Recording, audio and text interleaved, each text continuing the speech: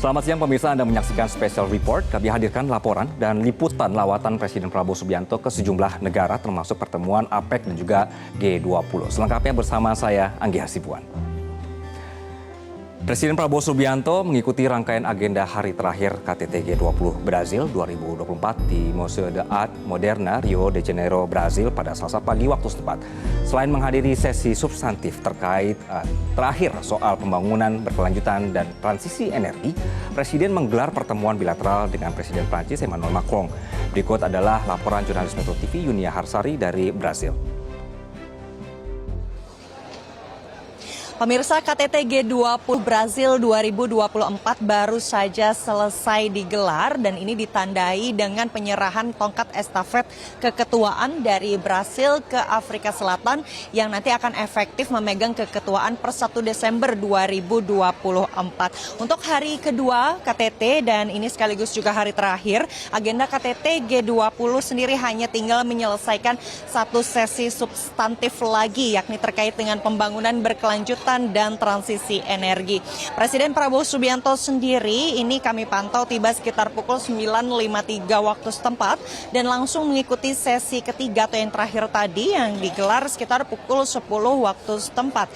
Kalau kami merujuk kepada hasil dari rilis media, Presiden Lula da Silva ini mengusulkan Climate Change Council dalam sesi ketiga tersebut untuk dibentuk di PBB agar ada perluasan kapasitas koordinasi di tingkat global dan mempercepat implementasi upaya-upaya menangani perubahan iklim yang sejalan dengan Paris Agreement. Presiden Brazil juga mengajak setiap negara G20 untuk meningkatkan kontribusi penurunan emisi karbon nasional, mengingat anggota G20 sendiri ini bertanggung jawab atas 80% emisi gas rumah kaca global. Presiden Prabowo sendiri kalau kita lihat sikapnya selama KTT G20 kerap mengatakan bahwa Indonesia ini adalah negara yang diberkati karena memang banyak sekali sumber daya yang dapat dimanfaatkan sebagai sumber energi terbarukan seperti air, lalu juga ada energi panas bumi yang disampaikan oleh Presiden Prabowo Subianto bahwa mungkin 60% dari energi panas bumi itu ada di Indonesia, lalu kemudian juga ada sumber energi matahari dan Indonesia sendiri juga sudah mulai memproduksi bioenergi dari tanaman. Presiden juga menyampaikan kalau Indonesia ini sangat ambisius untuk sepenuhnya bisa menggunakan energi terbarukan dalam waktu 10 tahun. Tapi memang kalau kita bisa menjadi lebih realistis, disampaikan oleh Menko Perekonomian Erlangga Hartarto sebelumnya bahwa memang terkait dengan pembiayaan transisi energi itu masih belum solid karenanya Indonesia sikapnya dalam hal ini adalah ingin agar reformasi organisasi internasional seperti di dalamnya ini adalah World Bank untuk mengakomodir upaya-upaya pembiayaan dari transisi energi itu sendiri dan fokus pada kegiatan-kegiatan yang sudah direncanakan sebelumnya. Nah, secara keseluruhan KTT G20 ini berjalan dengan lancar.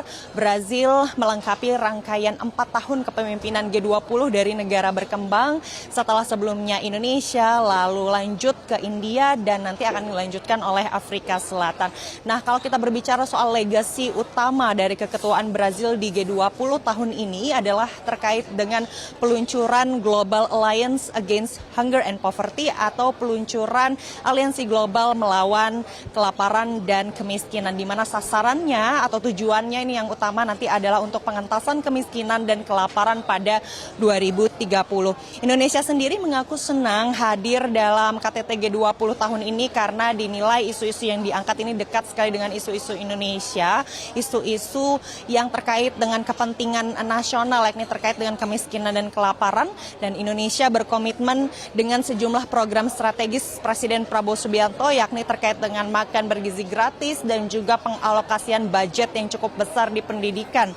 Ini kemudian bisa memenuhi target dalam 3 tahun swasembada pangan, dalam 4 tahun swasembada energi, dan tahun kelimanya bisa kemudian berkontribusi secara konkret ke Global Alliance atau aliansi global melawan kelaparan dan kemiskinan tadi.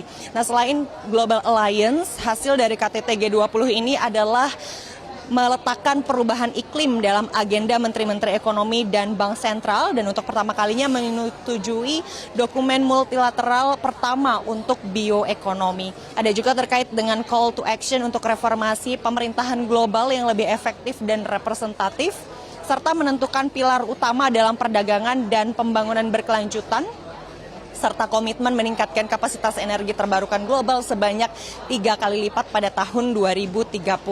Nah, sebetulnya di tengah-tengah atau di sela-sela konferensi KTT G20 Brazil 2024, Presiden Prabowo Subianto di hari kedua ini sempat melakukan pertemuan bilateral dengan Presiden Prancis Emmanuel Macron, tapi kalau pertemuan bilateral kali ini kami memang tidak dapat meliput secara langsung dan masih harus mengkonfirmasi lagi apa isi dari pertemuan antara Presiden Prabowo dan Presiden Macron. Nah, selesai dari KTT G20 Brazil 2024 ini juga menandai agenda terakhir Presiden Prabowo Subianto di Rio de Janeiro, Brasil. Presiden akan langsung bertolak ke Inggris melalui Base Area do Galeão atau pangkalan militer Rio de Janeiro, Brasil pada Selasa sore untuk melanjutkan lawatan luar negeri berikutnya. Dari Rio de Janeiro, Brasil, Yunia Harsari, Metro TV. Jelajahi cara baru mendapatkan informasi. Download Metro TV Extend sekarang.